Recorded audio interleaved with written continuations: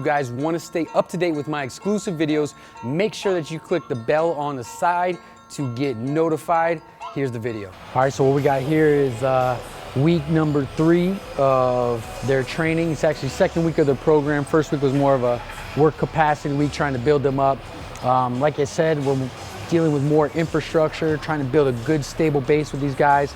A lot of prehab movements. Prehab is just preventative measures, movements that can activate to take them out of less injury-prone positions, because the sport of baseball is so pattern overload. So I'm trying to balance them out. They were really tough on their backs. I want to build up their backs and that their trunk, their shoulder, internal rotation got a lot of work, obviously, everything they do when they throw. So I want to be able to balance out the shoulders, try to take out and just kind of make the body more symmetrical, if that makes sense to you guys. So it's kind of just unwinding them from the baseball season and continue to build that stability. So check it out. Hey, first couple, I want 75 to 90%, right? 2 of those, and then we'll start cranking it up, all right? And then we're going full speed. Full speed. I need you to let me know how that quad feels, all right, D? All right. Bang. Good. Hey, everything perfect. Get loose. Now make your check downs mentally. Just dive in the pool, toe out in front of the knee, keep your chin tucked. Big steps. Here we go. Good. You're getting faster, man. There's one thing I do, is I get people faster and jump higher. Put everything together. Hey, not bad, young man. Hey, really good job on not cycling on the way back. Really good job on that.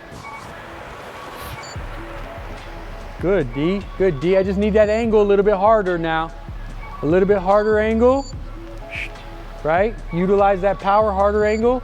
Keep that chin tucked, okay? First 2 hard, okay? These are your first 2 hard. I'm just gonna get a time, but I just wanna see where you're at. All right, just wanna see where you're at. Ooh, good speed, young man, good speed. 153. Hey, just what we asked for beginning off season, right? We said, let's stay consistent, low 1.5s, low 1.5s. Break that 1.5 for me now. That was your first go. The next one should be your best run. I wanna see you at a 1.49, let's go. Put it up for me, Bo, put it up. Oh yeah, oh yeah.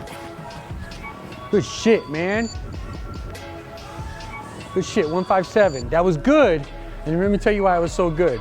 It's because you weren't even in a straight line and you ran a 1.57. You tighten it up, you're a low 1.5. You know what I'm saying? Okay. You went like this, and immediately out the gate you started curving. So when you came here, it was like you came and then you had to try to get back online. So just put this foot out first and see where you're going and try to track that straight line. Even if you have to start right here and just look at this as a mental note. Okay. Does that make sense? Bro, that was fast as shit, but you just did the same exact thing. Let me get one more. Take a minute rest. I need one more.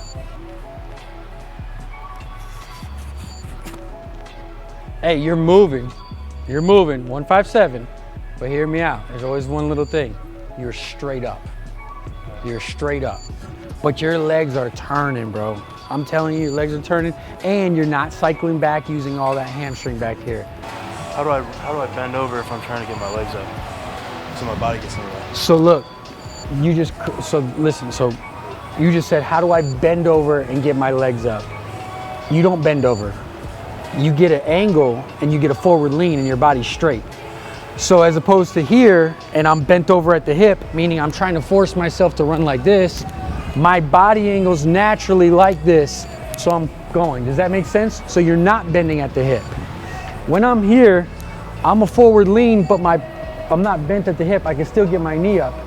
Think about when I run uphill, right? When I'm running uphill, I'm able to drive my knee. I want to be able to drive my knee over that toe, bang every single time, and I'm not bending at the hip. I'm not here trying to go here, right? I'm at a forward angle trying to go. So when you throw your shoulders out forward, now I'm here, now my body's in complete alignment. So the next time I come, bang, I'm already into the same, you know what I'm saying? It's more like this than like this. Does that make sense to you? Hey, it's little details now. This is what happens when you get an elite level. Get loose, Bo. Flying.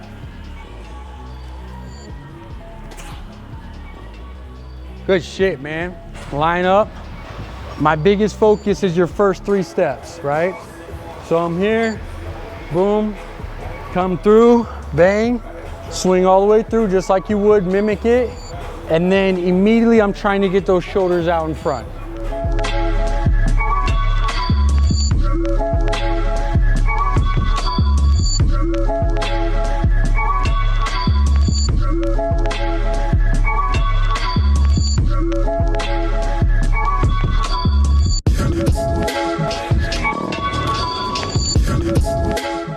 Good, so we're just working on a little bit more sports specific. They're in a range now where they've been working with me a couple years, so I'm kind of fine tuning them. I'm really nitpicky with them. And you know, it's one of those things where, you know, almost every single time on offense, they're gonna have to run.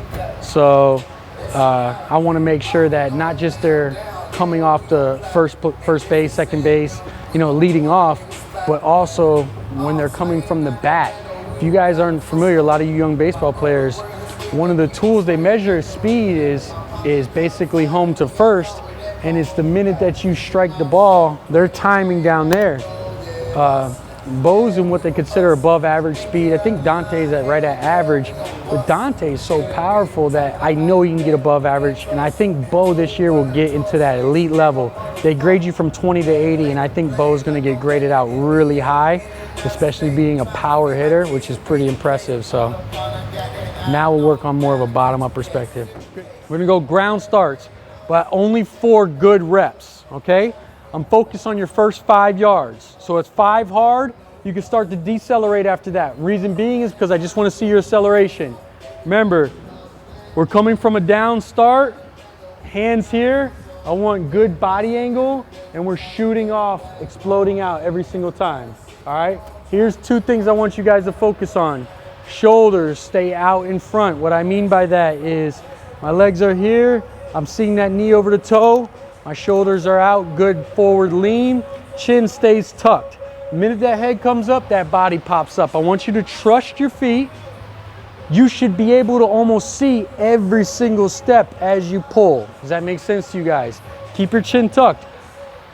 You should see that line pretty much with your chin tucked. Remember, when you accelerate, my eyes follow the path like this until I completely come up. Meaning my spine stays neutral. So if my spine stays neutral, I'm coming up like this. And my eyes are looking the same way. Does that make sense to you guys? So you just got to get comfortable doing it. That's why we're doing repetitions, all right? So I need 4 good ones. Bang. Good. Quick pop up and explode. Let's go. Instead of just popping up and going, we're going to go 2-part movement. So it's gonna go from here to explode off. Does that make sense to you guys? 1, because A, you guys are only using your lead leg to push off. I want you to teach to land on both legs and explode off both legs. Okay, let's go.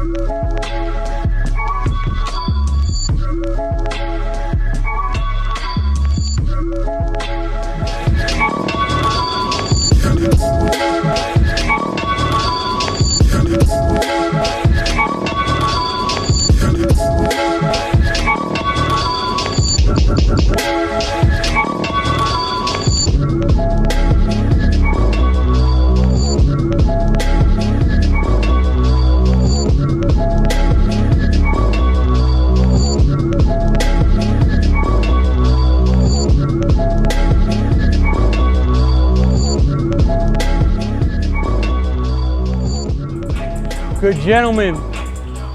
Scarecrows here. Hey, big emphasis, watch my back. I'm here, reach, retract, pull. Reach, retract, pull every single time. I want 20 reps. Second man over here, I want dumbbell hammer curls. All right, hey, elbow stays back, but we're not doing this and we're not doing this. Lock the elbow, come all the way down, all the way up. Let's go, 20 reps. Get wide as you can, wide as you can. Come straight out, not high. There you go. How's that feel, D?